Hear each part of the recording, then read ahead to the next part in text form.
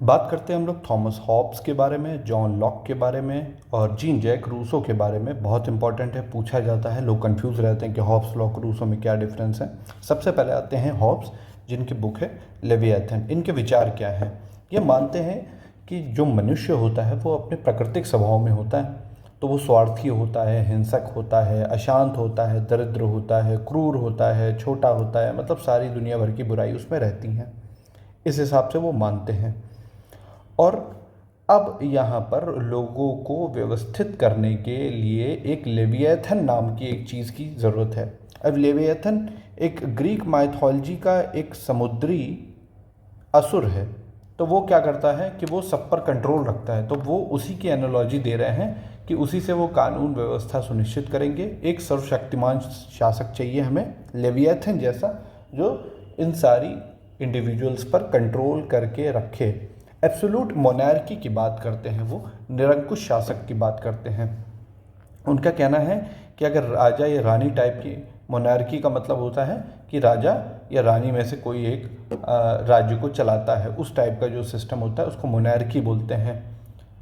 बात करते हैं जॉन लॉक की, तो इसकी बुक है two treatises of government. Two treatises of government, ये हॉब्स के बाद में आते हैं।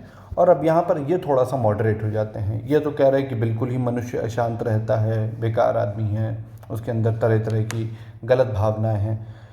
लेकिन लॉक का मानना है कि मनुष्य प्राकृतिक अवस्था में स्वतंत्र है और तर्कशील होता है। उसके कुछ प्राकृतिक अधिकार होते हैं, जैसे जीवन का अधिकार है, उसके पास लाइफ का अधिकार है, उसके पास लिबर्टी का अधिकार है। ये अधिकारों के बारे में बातचीत कर रहे हैं। ये प्रॉपर्टी के बारे में बातचीत कर रहे हैं कि उसके पास प्रॉपर्टी का भी अधिकार है। लेकिन सरकार का उद्देश्य है कि इन अधिकारों की रक्षा करना, ना कि उनको दबाना। तो जो यहाँ पर लेविएथन की बात कर रहे हैं कि वो कंट्रोल करे पूरी तरीके से, वो यहाँ पर कह रहे हैं कि वो जो गवर्नमेंट है वो इन सारी चीज़ों को प्रोटेक्ट करे, ना कि दबाने की कोशिश करे। और यदि सरकार उनको दबा रही है या उनको देने में असक्षम है, तो लोगों को राइट टू रिवॉल्यूशन भी है, मतलब क्रांति का अधिकार भी है यहाँ पर। तो लॉक थोड़ा यहाँ पर मॉडरेट तरीके से बातचीत कर रहे हैं, लोगों के अच्छे साइड को देखकर भी बातचीत कर रहे हैं। उनका एक और चीज़ कहना है कि संवैधानिक सरकार और उदार सरकार, उदार लोकतंत्र होना चाहिए। मतलब एक तो कॉन्स्टिट्यूशन की वो बात कर रहे हैं कि भाई ठीक है, एक कॉन्स्टिट्यूशन लिख लो, उसी के हिसाब से चलते हैं। और एक होनी चाहिए लिबरल डेमोक्रेसी, मतलब उदारवादी लोकतंत्र।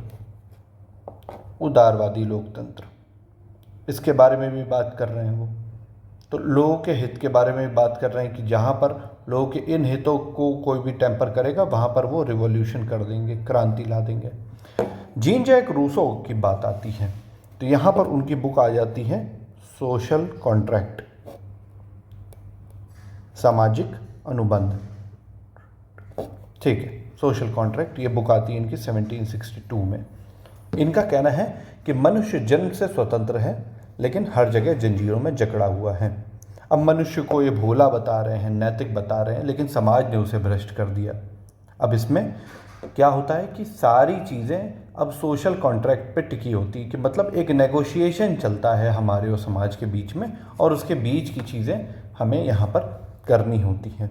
सामूहिक इच्छा की बात कर रहे हैं वो, जनरल विल की बात कर रहे हैं। जनरल विल की बात कर रहे हैं कि जनता की जो सामूहिक इच्छा है उसको सर्वोच्च होना चाहिए, मतलब सबसे पहले उसी की बातचीत होनी चाहिए। यहाँ पर डायरेक्ट डेमोक्रेसी की ये बातचीत कर रहे हैं। डायरेक्ट डेमोक्रेसी की बातचीत कर रहे हैं कि जिसमें जनता स्वयं निर्णय लेगी। ये बेसिक डिफरेंस है तीनों में, जहाँ पर हमने अभी अभी देखा लॉक, हॉब्स और रूसो के बारे में।